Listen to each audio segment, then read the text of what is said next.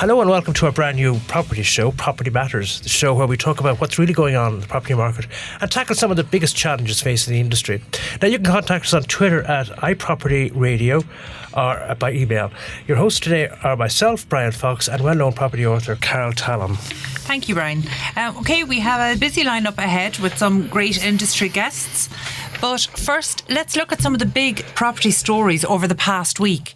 So, Brian, did you see that Dublin's Suffolk Street is set to be pedestrianised for 6 weeks? At long last. At long last. So you're in favour of this? Well, I mean, it just looks so empty. With the, after they closed it off for the Lewis Works and so forth, it just looked as if a nondescript street, Yeah. Your take on it is different to mine, isn't it? Look, I come from the point of view as a driver, somebody who struggles to find parking, and I probably am quite a lazy user of the city. Right. However, I saw with the pedestrianising, the attempt to pedestrianise Dame Street. Yeah. That should have gone ahead.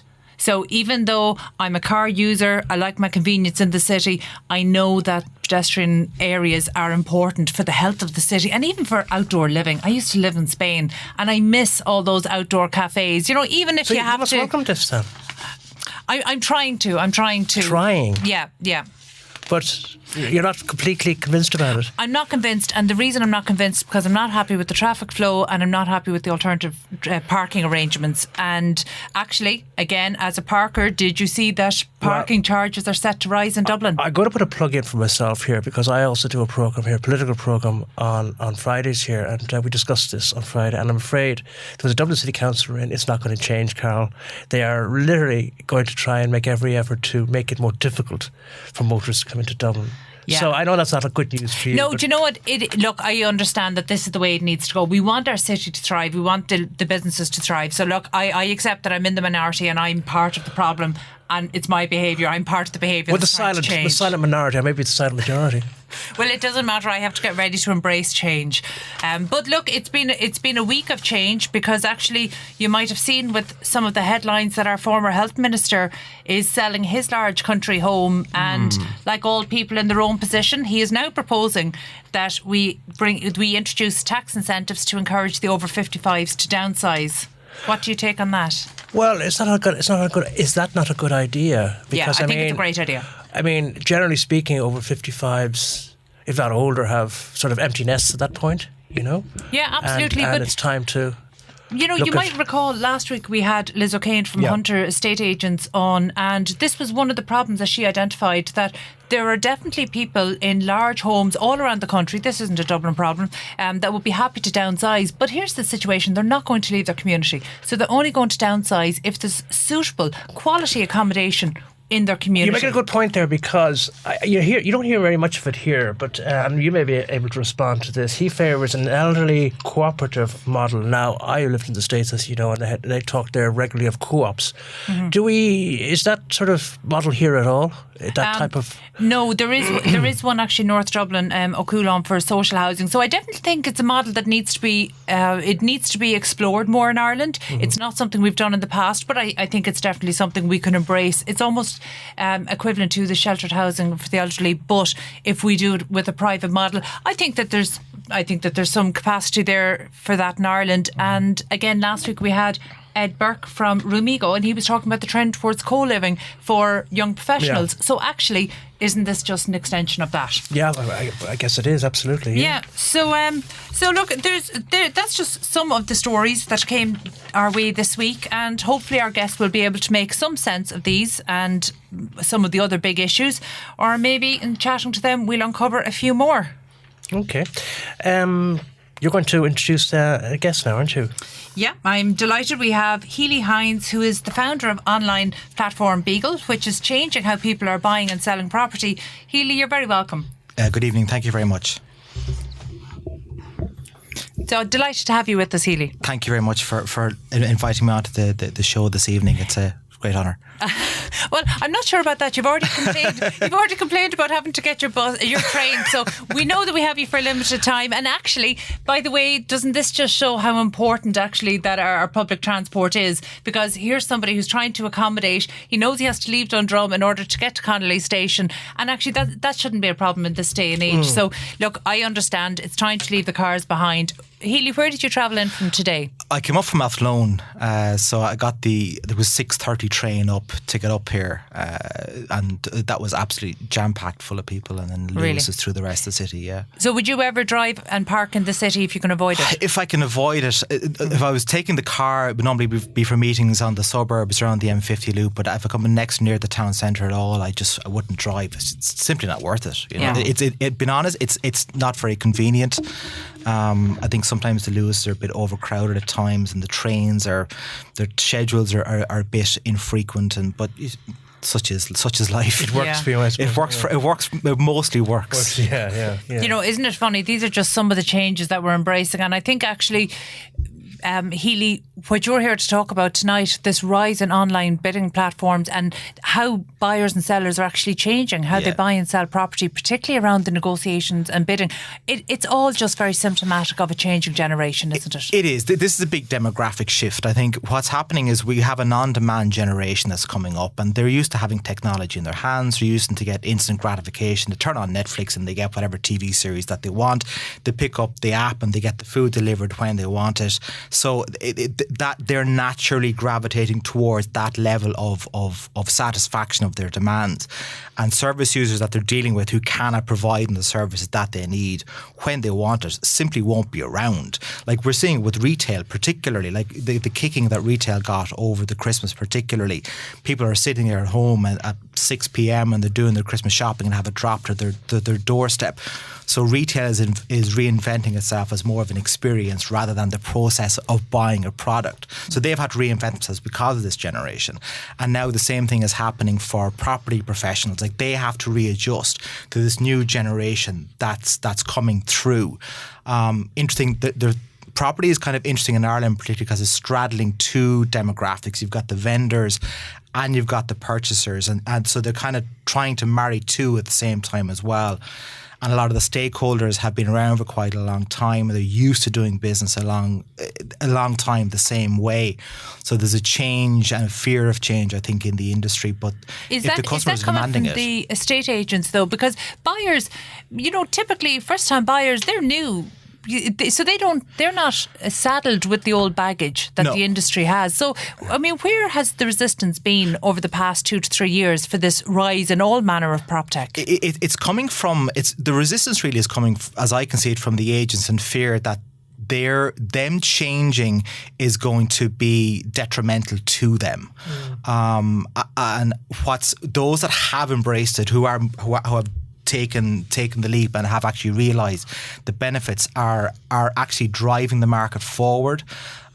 They're seeing, and we're seeing on a tertiary basis, much greater satisfaction and greater results than we would ever expected as a consequence of them taking the platforms online. And then everybody else is kind of coming on board as a reaction to the market leaders taking the advantage. Like we're seeing like 75-80% of the bids that are coming through outside office hours. The vendors are getting instant notification about what's happening. So it's creating greater satisfaction amongst the vendors as well as the purchasers. But so just talk us through. Yeah. I mean, it's actually, I haven't actually come across this before. So, I mean, the buyer has to see the property, right? Yeah. So did they see it physically or online? Absolutely. Well, that's normally speaking what will happen is the buyer, the agent the buyer will be introduced to the agent in the normal fashion, and they go and they'd inspect the property. Okay. If they're happy with the property, then they would just register on the Beagle Bid app to register their interest in that particular property. Right. So there's a level of due diligence that they have to go through to be approved to bid on the property.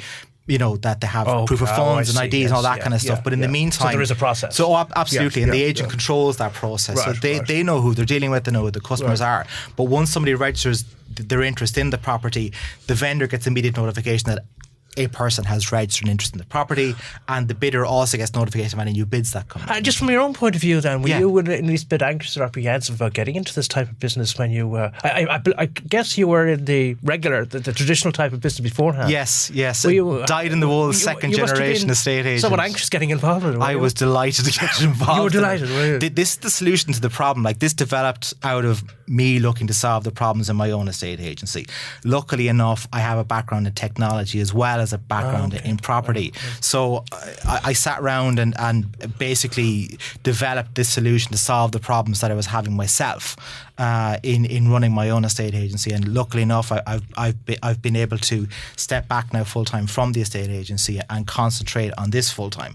And so we're now able to implement that technology all over Ireland at the moment and wider. And Healy, I think it's fair to say you're uniquely positioned here between the property and the technology side of it. There are very few estate agents that I'm aware of that are actually out developing products like this. And in fact, it's one of the criticisms of the Proptech and the technology sector that they're not partnering with seasoned estate agents, so they're identifying problems as consumers, and that's fair enough. You know, they're fully within their rights to do that, and they're important that we have consumer-led innovation. Absolutely. But you're missing the depth then if you don't have that industry knowledge. And that's why when we come across PropTech startups, we try to marry them with this deep industry knowledge that Healy has coming. As you say, second generation, you yourself had been an estate agent for 25 years. Yeah. So you did understand the problems that people are having. I'm fascinated though to hear the stats that you have. So you said that the majority of the bidding is happening outside of office hours? 75% of it is outside office hours. Do you know what time?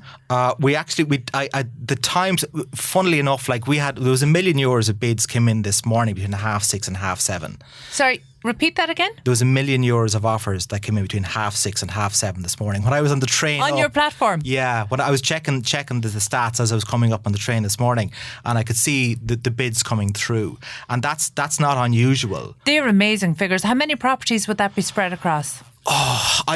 It would at $1 million, it would probably be 4 or 5 properties that was coming through at that time of the morning. But what's happening is that, you could be sitting having your morning coffee, and next thing the phone bings and lets you know that another €1,000 has been put on the property. So there's bids and counter bids coming through between parties. So competing bidders are automatically notified that competing bidders come in. Yes. That's a really important one, because I know from a decade of working with house hunters that actually this uncertainty and this lack of verification around the bidding process and lack of transparency was always a problem, that buyers just didn't know what they could trust, what information they could trust, and there just wasn't. Can these bidders see other bidders coming in? Yeah, but they see bidder 1, bidder 2, bidder 3, and they can see the times that they come in on. But and tell me, just have other estate agents embraced this idea themselves? Well, this is we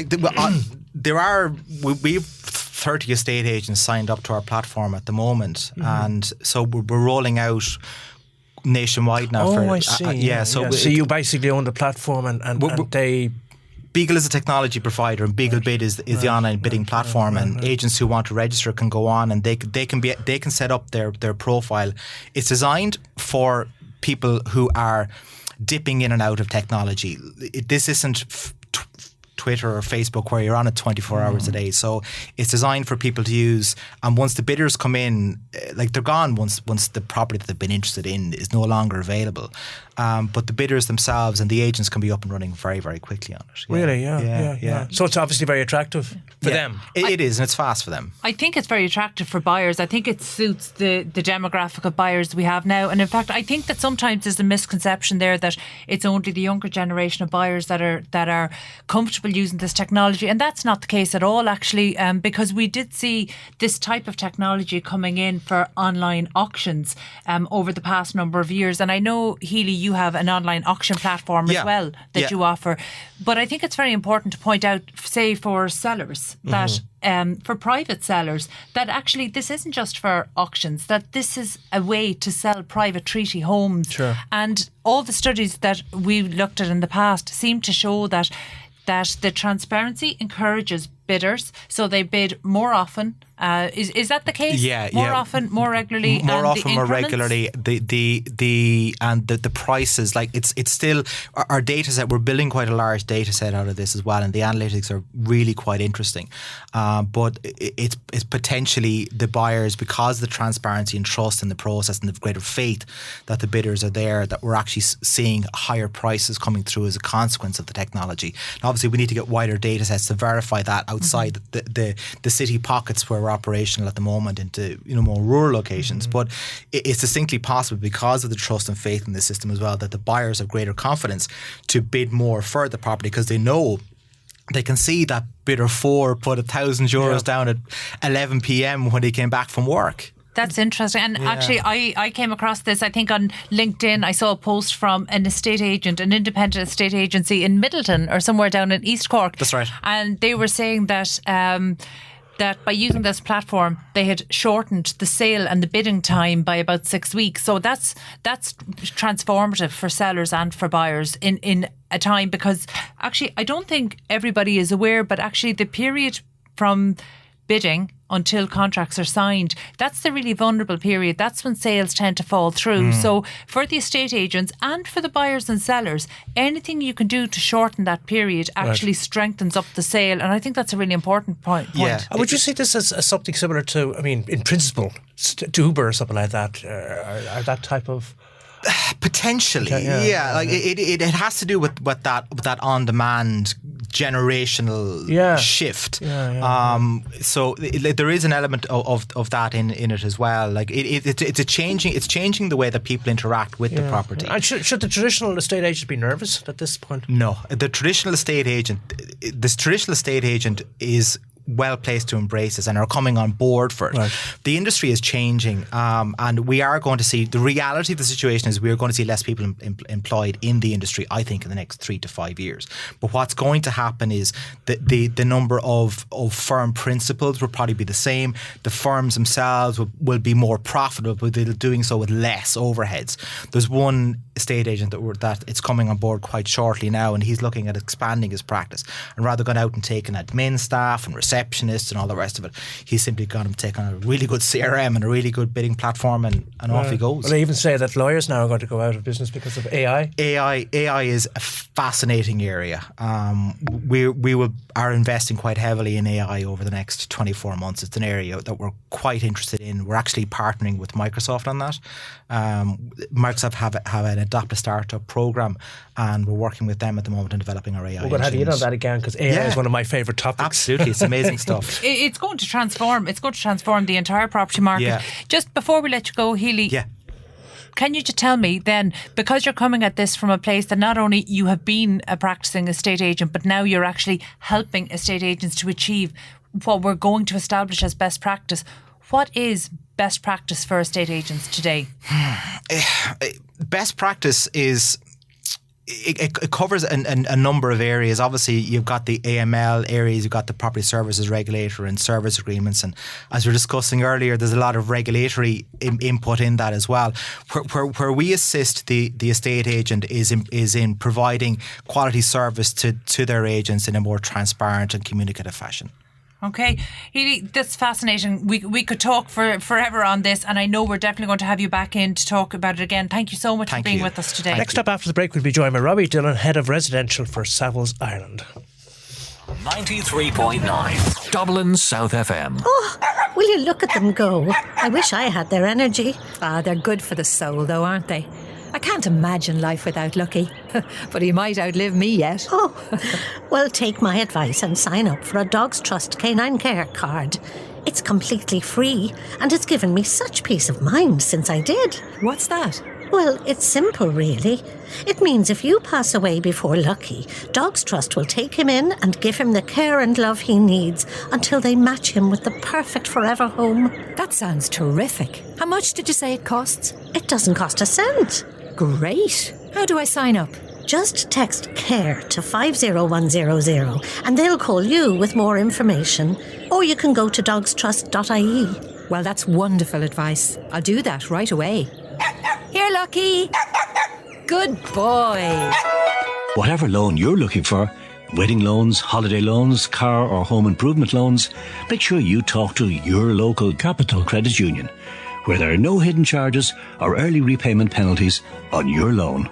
Loans subject to approval, terms and conditions apply. Capital Credit Union Limited, regulated by the Central Bank of Ireland. Senior Line is a confidential telephone service for older people. Free phone 1800 80 45 91. We're open every day of the year from 10 a.m. till 10 p.m, including Christmas Day and New Year. So it's free phone 1800 80 45 91. We're there if you need someone to talk to and need someone to listen. We're older people too, so we will understand, and we're very good at listening. Did you get the Senior Line number? It's free phone 1800 80 45 91. Your community radio for South Dublin. This is Dublin South FM. Property Matters here in Dublin South FM with Bryan Fox and Carol Tallon. You can contact us on Twitter at iPropertyRadio or email hello@iPropertyRadio.com. Now, our next guest is Robbie Dillon, Head of Residential at Savills. Robbie, you're very welcome to Property Matters. Thanks very much. Thanks for having me. Thank you for joining us this evening. At the top of the show there, we just mentioned a couple of stories that had been in the news. One of them is, actually, you might have read yourself that the Society of Chartered Surveyors in Ireland, they have said that overly optimistic expectations is the primary reason why properties are now failing to sell. And in fact, they went further to say that unrealistic prices are now a bigger problem to closing deals than any difficulties buyers have in obtaining mortgages or sellers have in finding other homes to live in. What do you make of that? It's certainly a grabbing headline. Anyway, look, I think that there always has been in any area. There's always going to be a problem with overpricing. It's something that we have to face up to. It's something that we are seeing less and less of. My background is London property, where we saw a lot of it. But the more information that people can get, the more informed they are, the less we should be seeing it. But it's an emotional decision, so it's very difficult if you've got two guys telling you you'll get 750, and then the third guy says I'll get you 850.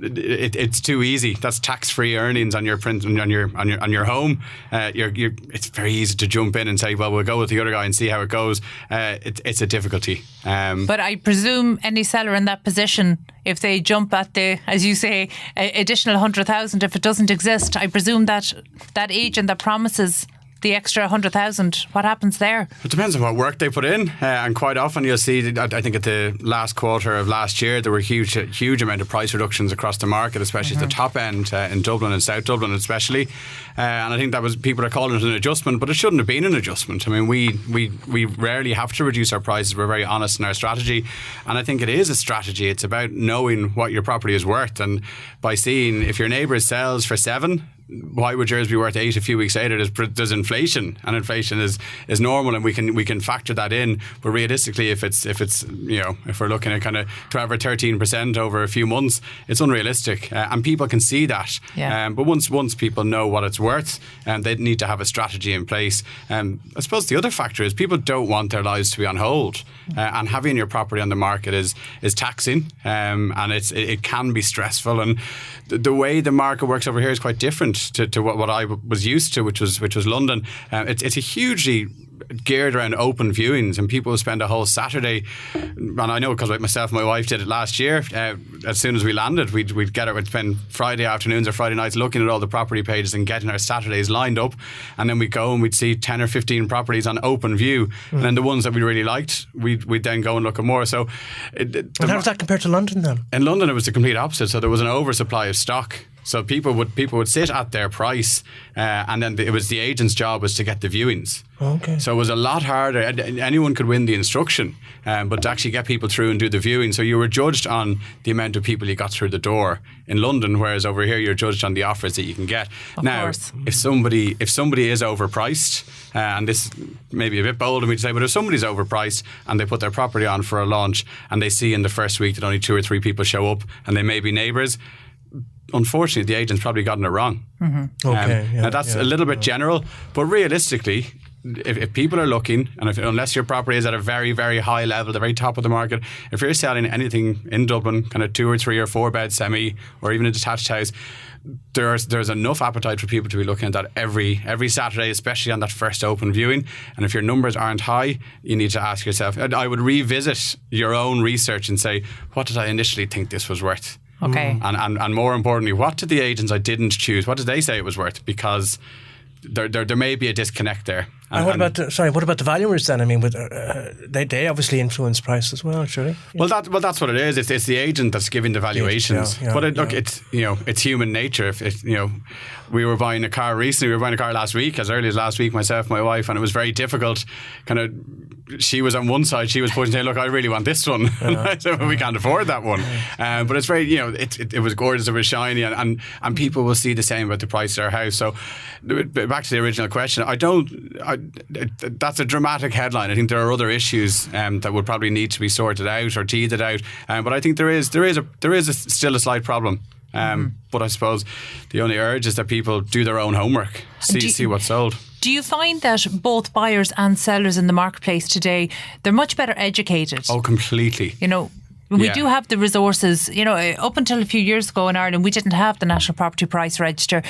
So I do believe that both buyers and sellers, they're much more educated now when they come to the market, and hopefully that translates into them being more realistic.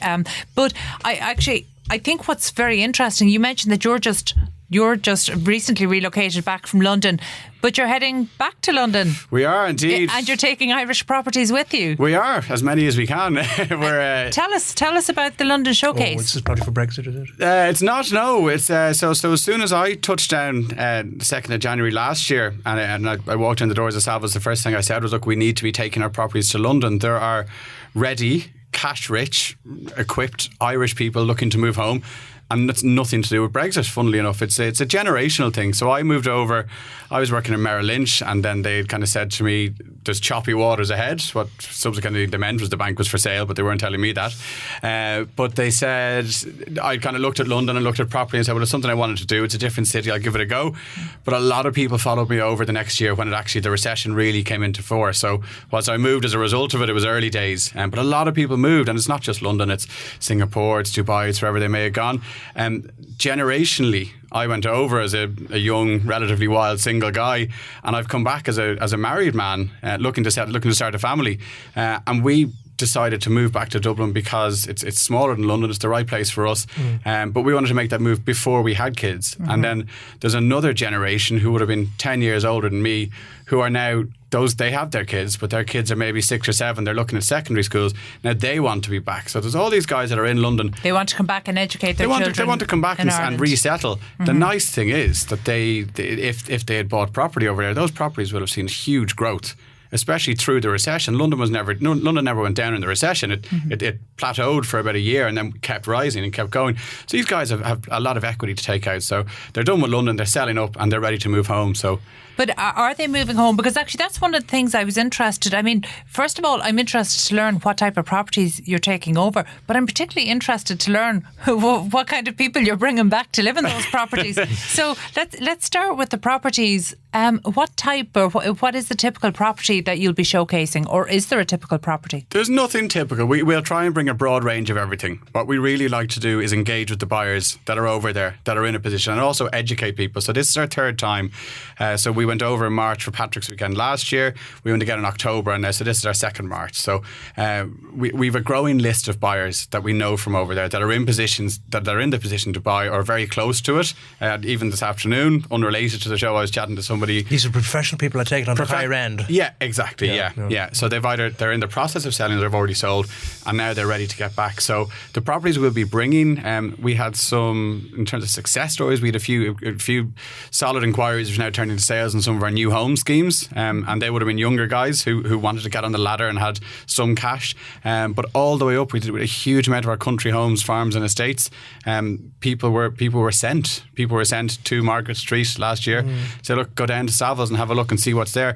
And then suddenly I'm thinking of a generalisation. As a guy that sold in Clapham, he sold his house for 2.2 million sterling cash. Well, I'm sure there's a mortgage to pay off somewhere, but now he's shopping around for kind of 1.5. And is it just on the topic of break? Is there any sense of nervousness within your own operation of what's going to happen in the future? In Ireland, not at all. Not at all. We're seeing more buyers coming across. But there's one thing that I think the rest of the UK, and I'd be tied in very closely with them in terms of Savills as a bigger organisation. A lot of my meetings are with the regional offices outside in kind of Bath and even as far as Cardiff. They are seeing a shortage of London sales because of Brexit, because the market has stopped. So they're seeing a shortage of sales is stopping the onward purchases in some of the nicer kind of the Cotswolds and some of those areas. But I think Dublin's a separate entity and Ireland is a separate entity.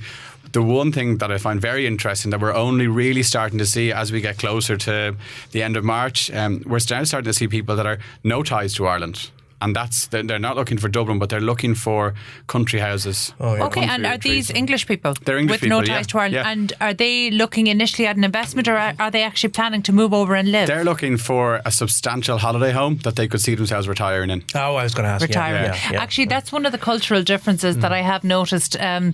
English people tend to move away to retire, whether it's to Ireland or to Spain in the sun, whereas Irish people, no matter what age they leave Ireland, no matter where in the world they go, they like to retire home to Ireland. Yeah. Well, there is a great emotional attachment, isn't it, by Irish people completely. to this country? And I suppose that my wife is English, but that's why I'm here. It's because of that emotional attachment. I won. Well, we'll see now.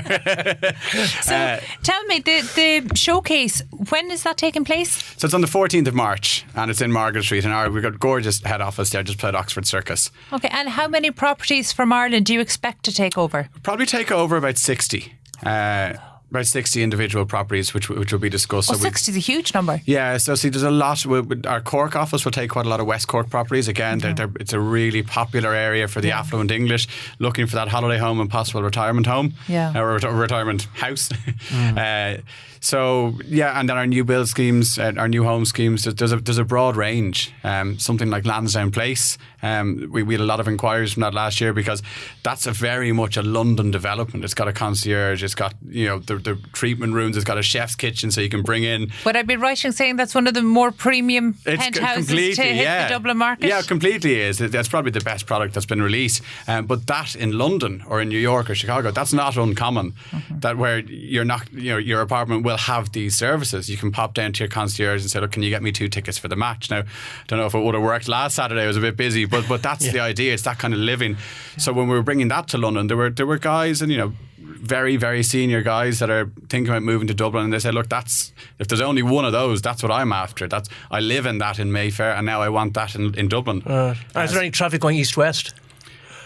Not that I've seen. That's what I would have thought. Well, that's what it is. So of the 60 properties you're bringing over, there's a mix of very high end and family homes, and there's a mix of everything. It probably will be more attracted more pushed at the higher end, but at the same time, as I said, our new home schemes will be bringing a lot of those because they're entry level and somebody that might not have bought in London, but effectively, it's at the higher end. Okay, and because we know that there has been a slowdown at the higher end of the market here in Dublin, for sellers who are listening in and they're wondering, is their property suitable to join? Is the showcase fully booked for next month? No, it's not fully booked at all, and we will be going again later on in the year. But as I mentioned, when we bring the properties there, we have now seen some sales complete from the showcase last year, and it does take that long, especially at the kind of 2 or 3 million level. Of course. But what we're now developing is a growing list of buyers. So we have these guys, they're there, they're ready, and they will fly in. They've no problem flying in for a Friday afternoon. Say, look, okay, well, these are the 3 houses that we're going to have. And then from that, there's quite a lot of people that we're meeting for off-market sales. That's very interesting because, it's very interesting because, I'm not obviously in the property business, but you hear of the property problems here in this country and indeed in London and indeed in New York. So what sense of people moving over here? Are they apprehensive in relation to the property market here and how expensive and how the city is at the moment? No, because I think that people are seeing prices that were paid a long time ago, and at the top end we're still not at those prices, so people might see room for growth, but I think it's a lifestyle decision that people are making. They're ready. Yeah, they're not seeing it as an investment. They're not seeing it as parking. Well, some of them might be seen as parking money, but they're seeing this as they want Dublin or they want Ireland. They have planned for this. Yeah, for what they're getting. Yeah. So it's the lifestyle, it's everything that goes with it. Yeah. Okay, so do you facilitate, say, for people who attend your showcase in London next month, do you facilitate trips to Ireland then for house hunting? Yeah, so we'll have quite a few partners that we've again, this is something that we're growing ourselves. So we've accumulated some great people along the way. So mortgage brokers that specialise in cross-border lending and also getting our brokers that'll be there on the night can get mortgage approval to last more than the usual 6 months, so they can give people that bit more time. That's such a problem at the moment. I think more and more institutions are coming to the conclusion that they need to offer 12 months, but that's difficult to get. Yeah, they need to, and I think that's coming into it. But then there's alternative investors as well who will be there on the night, and we'll have relocation people there as well that will be able to help with the process. And then we right down as far as a currency exchange company who'll help you move your money across when you're actually paying. Well, that's going to become increasingly important now, isn't it? Yeah, well, it absolutely is, yeah. And Robbie, you mentioned something there that caught my interest because it's something I was well familiar with a decade ago, but I haven't heard too much about it lately. Off-market sales. Yeah, so a lot of people don't want to be on the open market if they can avoid it at all. Depending on their motivation for that, I would always say the best price is the best price you get is the one that the market is willing to pay. But in saying that, there is, for quiet sales, it can work. We meet a lot of people over the London Property Show who say, look, if you meet somebody with XYZ and they've got 5 million in their pocket, well, then we'd like them to see our house. We tend not to make that our sole business, but likewise we will always be bringing people through houses quietly. It's just interesting to hear that, because certainly, say from circa 2011 to 2014, anecdotally about a third of the transactions going through were off market, and people were quite amazed by that. But there were so many reasons for it, and of course, back in the early days of NAMA, for the first year, there were off market transactions going through. But I think it's interesting, because most people associate the off-market transactions with distressed sales, and that hasn't been my experience at all. There's so many reasons why people wouldn't want to go on the open market. Mainly the people that we're meeting is privacy. And quite a lot of these people will have been in that house for 40, 50 years. They haven't told their neighbours, and they'd prefer to go to their neighbour and say, look, you know what, we're going to head on. We've loved it here. We've loved living next door. But actually the time has come for us to move on. But they don't want, there's also just that fear, especially at the very top level, will we put a board outside and then will we see how it goes? And again, they might see other houses in the area. Get back to the original point of overpricing. They might have seen something around the corner with another agent that's been on for a year and say, God, I don't want that. Yeah. So then we're offering something different. We're offering, the right buyers, and we spend a lot of our time working with our buyers, getting to know who they are and what they can afford and what they're looking for. And then when the opportunity presents itself for an off-market sale, that's when we'll come through and say, okay, and we'll do it, try and do it as easily as possible as well. But it's, we're not going to be doing it for the sake of doing it, if that makes sense. Of course, but look, from a buyer's perspective, there are massive advantages there in terms of not getting caught up in a bidding war. Yeah, and people will pay a premium for it. We had a good one last year where somebody said, look, I need to have this house. It's like, well, the photos are done, the brochure's done, and it's about to go online. So if you want to stop it going online, this is the price that they're hoping to hit on the open market. This is the advertised price. This is what they're hoping for, and this is what they'll walk away at. And then we negotiate in the middle to stop it. That's not uncommon. And that's, people want to have that security. Myself and my wife bought a new build because we had been outbid 3 or 4 times, and I said, no. I said, we have enough on our plate living with my mother. I said, we have enough on our plate. Let's just get something sorted. At least you'd be commuting to London. I think there's something wrong when our seasoned professionals won't engage in the bidding fury that goes on. Look, before we finish up, Robbie, thank you so much. Before we finish up, can you just tell sellers who might be interested in this how they can contact you if they want to inquire about the London Property Showcase? Yeah, if you just go to savills.ie, everything will be there. Or you can email me myself, which is robbie.dillon@savills.ie, and I'll be more than happy to help. Robbie Dillon, head of residential sales, from Savills. Thanks so much for coming on the show. No worries. Thanks, guys. Thank you. Thanks, Robbie. Perfect. Thank you. Community radio for South Dublin. This is Dublin South FM. Could you and your dog spend 1 hour per week bringing special moments to people in care centres? Or would you like one of our volunteer visiting teams to come and visit your care centre? At Irish Therapy Dogs, we have a dedicated interest in the use of pet therapy for people in long-term or daily residential care. A professional organisation aimed at providing a pet therapy service on a national basis. If you with your dog would like to get involved, or if you would like one of our visiting teams to visit your care centre, then please call us on 01 544 6198 or visit irishtherapydogs.ie for more information. Do you need a professional-looking website or graphics for your company? Does your current website work on all modern devices, such as tablets and smartphones? If not, you are losing business. Preamp Digital Media provides a full range of solutions to give your company the edge in today's digital world. Please visit www.preampdigitalmedia.com for all the information you need. That's www.preampdigitalmedia.com. I've always provided. That's what I do. Even when the job shut down, I somehow managed. But the pressure chips away at your confidence. I felt alone. I needed to talk things out. I learned Samaritans isn't just for when you hit rock bottom. I'm glad I called. It's always worth getting problems big and not so big off your chest. Call Samaritans. No pressure, no judgment. We're here for you. Anytime, talk to us. Free call 116 123 or go to samaritans.ie. Broadcasting to South Dublin on 93.9. This is Dublin South FM. And you're very welcome back to Property Matters here in Dublin South FM with Bryan Fox and Carol Tallon. You can contact Twitter at iProperty. iProperty, that's just it. Our email, hello@iproperty.com. Our next guest now is Carol Muldowney, a business developer with Shapoorji, Pallonji. I've really mangled that one, haven't I? No, that's quite well now. Karen, Property Matters. How are you? Karen, thank you so much for joining us. First of all, please introduce the company. So my name is Karen Muldowney and I work for a company called Shapoorji Pallonji. They're a large international company. The group last year would have turned over 6.5 billion. Probably better known in places like India, where they would be number one, and in the Middle East, they would be a tier one contractor.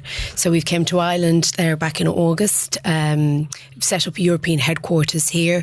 It's really going very well at the moment. Our owner himself would have an allegiance to Ireland and has supported the Irish Cricket Academy for the last 5 years and had sponsorships with Trinity College, and a lot of people would know him as number one on the rich list in Ireland. So we're coming here with, a good backing, and really with the hope of scaling up quite quickly to be a tier one main contractor. Absolutely, and I think actually the entry into the Ireland's construction market this year was probably one of the biggest industry stories in 2018. Yeah. So can you tell us, without giving too much away, can you tell us what the short-term strategy is for the business? Yeah, well, I suppose there is a lot of, there's a good group of tier one contractors here, and it'd be very hard to get onto tender lists. I mean, we can be going around to architects asking them to put on tender lists, and we can showcase our beautiful high rises that we do out in Dubai and places like that. People want to see that you've got people on the ground. So we've started with two relatively small but good projects in Dublin, one in Foxrock and the other in Dublin City Centre. And we're going to be scaling up that way and bringing in skilled people from tier one contractors, as well as that will complement that with the skills set that we have over in Dubai. There's a lot of people, as the gentleman were talking about earlier on, wanting to come back home. So we have those skill set, but we need to complement it with the guys that have been here on the ground. The last 5 years, regulations have changed, so we complement it that way. Yeah, and it's interesting when you talk about skill set on the ground, because actually, I'm sure even though obviously the company is new into the Irish sector, but you yourself have been working in the construction sector for many years now. Yeah. So you're fully aware. How are you finding the shortage of labour on the ground? Is that affecting your projects? It's not at this moment in time. There is a lot of subcontractors that we've been talking to that really want to work with us. And as we see it, as we're scaling up, we can scale up with them, which is exciting. We'll work alongside them.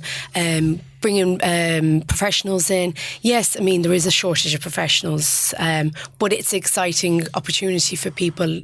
Just looking at myself professionally, coming into a company like this was really exciting because I could see that the scalability was there, and I was going to get to the place I wanted to be professionally. And I think a lot of people of my age are, within tier 1 contractors just can't get that move up. So they're excited to come across to us. So we have, had a lot of people excited to come across, and in the next couple of weeks there will be some offers going out and a few more boot on the ground. So your team is expanding. Yes.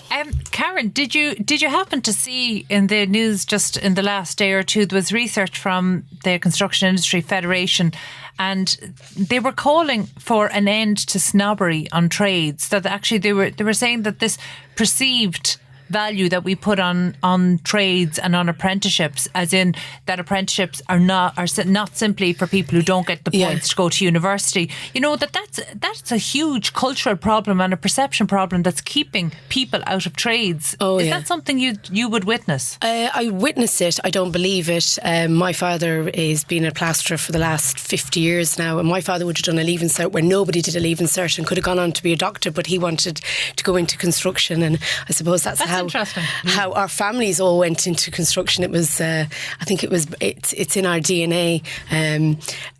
But no, I don't agree with it. I think that I think it's a profession. Mm-hmm. I think it's a lucrative business to be in. I think it's challenging. I mean, at the end of the day, if you're the person that's driving the van and going to work and, you're the plasterer, you still have to do your applications for Ross online. You have to be computer literate. You're your financial controller, you're your BD, you're your marketing manager. You have to have an all-round skill set to be in business. You have to understand health and safety. So yeah. I think we need to be encouraging everybody, and not once they've got the leaving cert. I mean, my neighbour at home, I'm from Ballyhonus, County Mayo, and I think he got really high points in his leaving cert. All he wanted to do was be an apprentice carpenter. Okay, but I mean, was there opposition from his family? No. Both his parents are school teachers, and they see that was his dream to do that, and knew that he would be very good at doing it, and has entrepreneur skills, which every subcontractor has to have a little bit of an entrepreneur. I mean, I go to work and I'm quite happy to pull home my monthly salary. I'm not going out putting risk, putting my house on the line to do business. So I think the skill sets that are required. I also think that we sometimes disregard 50% of the population, and I think that's what there was an article there about encouraging women into apprenticeships. I mean, again, the industry has changed with so many innovations on board, so much health and safety. It doesn't matter if it's not the thing of lugging stuff anymore. There's lifting requirements now, and you can't everybody can work in the industry. What's the sort of proportion now of self-employed to construction workers being hired as and as you say, getting the weekly or the monthly paycheck? What sort of proportion would there be at this point in time, would you think? Well, I think most companies take on subcontractors to do the manual labour work, and then obviously have a management structure in place that's in-house. Yeah. And actually, I think, Karen, you've raised a really interesting point there that's worth repeating.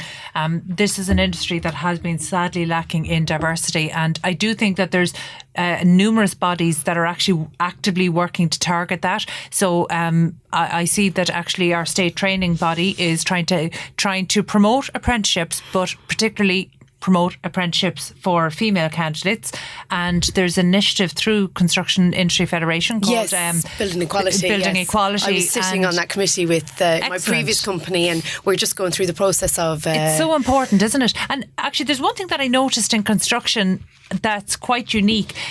There isn't the same crossover from different industries. So, for example, even in the so-called soft skills, whether it's HR or marketing or business development or pre-qual and tendering, that actually there doesn't seem to be the crossover that if somebody's in one industry, they could move into construction. There's a perception that you almost have to grow up in construction. Yeah. And I think that's actually been a problem for people entering at not just entry level, but at C-suite level. And in fact, I think if that changed, then what you'd see is a much greater level of diversity right across the board, whether it's gender, nationality, whatever it is, you're bringing different experiences in. And I think that that's one of the things that we don't need to just look at at building equality at entry level. It needs to be across the C-suite if it's really going to be impactful. Oh, yeah. Do you think, is there much discrimination, bullying in the workplace in relation to female?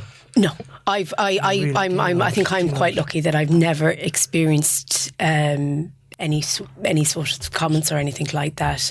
Or no glass ceiling as such, you know? I think there is certain organisations that do have glass ceilings, yes.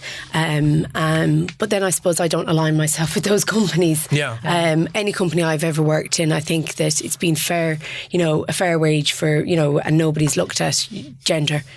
Yeah. There are some really strong female leaders actually across the engineering and particularly in M&E contracting. So I wonder, sometimes I think the glass ceiling in the construction industry is not about gender. It's actually because these are family run businesses. Yeah. So you'll get to director level and maybe stop around there. So I think the glass ceiling for the construction industry is perhaps not just for women. It's actually for non-family members because these are traditionally family-run businesses and multi-generational family-run businesses. So it's a different type of different type of glass and ceiling. I think as well the women that have gone into it have a certain personality. They've gone through college. I remember the first day I went into college and it'd been blatantly obvious that there was only 2 other girls in my class, but that just went then, and you just actually didn't realise and see it. It's just different perceptions, isn't it? Really, I mean, my perception of your perception of the way the workplace is changing now, because there was a stereotypical image of certain workplaces, and I'm sure the stereotypical image was there at the time, but attitudes have to change, don't they? Yeah. Well, I want to say that it's changed, but I do recall when my daughter came to me during her first year in UCD and said it wasn't for her. Straight away I said, well, have you looked at the trades? Would you like plumbing? Would you like, do you like maybe to consider electrician, bricklaying? And she looked at me as if I was crazy, as in it had not even crossed her mind. And that did strike me. Why would that not have crossed her mind? Yeah. Why was it that this wasn't even on the radar? Yeah. So, even though she would have learnt about that in our household, it still wasn't even vaguely on the radar. Well, I know when I was growing up, I think I said, if I was a boy, I'd do an apprenticeship. And you actually said that? Oh, yeah, no, 100%. And did anybody correct you? Nobody corrected me. And I think it was just very naturally rolled off the tongue. And that's why I went into construction management, because that was, okay. And in fairness, my parents never put up any issues. But my mother would have encouraged me. I mean, she's had no issue with me going to do construction management, never made any comment, and even herself said if I was a man I would love to have been a carpenter. So obviously you had to have some sort of engineering background as well going into that type of work. Yeah, well, I think I just grew up on building sites. Did you really? yeah, I would have gone to work. Was your father? Again, yes, and I think it's it's such a shame really, I suppose, with health and safety now we can't bring children onto building sites. On a Saturday I'd go to work with my dad, do work with him, and then is that right? get brought out for breakfast, and that was the treat, and a chocolate bar was my wages. And I was happy out. I hope you're better paid today, Karen. So look, tell me, just really across the industry, did you notice actually, or did you see in the news over the weekend, the construction activity levels are out for December? Yeah. And they've fallen. Yeah. Does that tally with what you're seeing on the ground? I suppose there's the issues there with the changes in the height restrictions, and I think people were holding off on that. But also, again, I think people have been, people are struggling to start projects, and again, I think this is back down to the shortage that we have in professionals and labour on sites. Okay, I know one of the areas that you're quite interested in is methods of modern construction. Yeah. Can you explain exactly what that is? Well, I think we're really embracing new innovations within the industry. I suppose that's to take account for the fact that we're struggling with labour, so we have to look at different alternatives. I mean, we're one of the oldest industries in ever. How do you cope with that? I mean, could you just flesh that one out a little bit? How do you adapt with new construction methods? Well, I suppose an example Shapoorji would have done in Bangalore in India. They would have done 600,000 square metre R&D for Intel, and that was a top-down construction, and that was the first in the world since the 70s of a top-down construction. Modular housing, DCC are embracing that form of construction. Is that something that's on your radar for Ireland? 100%, yeah. No, so Dublin City Council have taken a hold of this modular construction as being quick, it being having, the buildings and having lifespans, well. yeah, and it's all done certified within a factory floor. So it's going to be quicker, and we won't require so much on-site labour. Just the other thing I want to Karen is you're saying there's a shortage of labour. Where is it going? I think as the output's increasing, construction outputs are increasing, we need to be encouraging the guys that have left to come back. Oh, so the fact is construction is increasing and the workforce isn't there. And the workforce isn't there. I think there's 100,000 people needed in Ireland to complement the outputs that we're having. Just the scarcity at the moment. And then obviously during the recession, there was nobody doing apprenticeships. And actually I think a number of years. I think you've really hit the nail on the head there, Karen. It is a lost generation of workers. Over in the UK, a chap called Mark Farmer did a review of the labour industry over there, and I don't think Ireland's industry would be that different. Yeah. And what he was suggesting essentially is that we lost a whole generation of people not going into the sector, but then you have people retiring out of it. So, and this is why it's very important that we do embrace methods of modern construction, because we need to make the industry more attractive. Just on that point, that's just the very point I want to put you, Karen, as you're in construction. I mean, is it very? You obviously have to do a lot of upgrading yourself, upskilling yourself with new methods of construction, new technology, and so forth.